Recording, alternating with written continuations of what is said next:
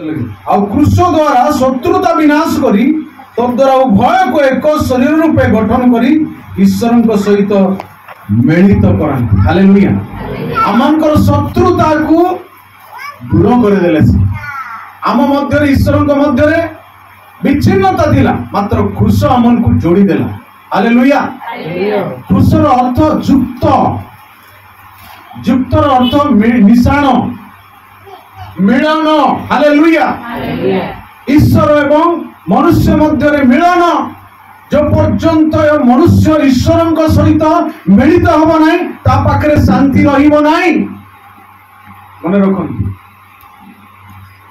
आम ईश्वर विहीन हो शांति खोजिले हम ना, ईश्वर दूर रही शांति खोजिले हम ना, पाप करी अधर्म करी शांति खोजिले हम ना। टंका शांति दब ना, मन रखु। टंका भी शांति दब ना। आपन को आज जिते टंका बढ़ुची लोक मान टेंशन से बढ़ुची,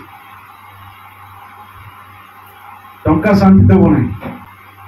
मात्र प्रभु को पाद तले जो शांति अच्छी, प्रभु जो शांति अच्छी से कहते मुझे तुमको निजर शांति देवी।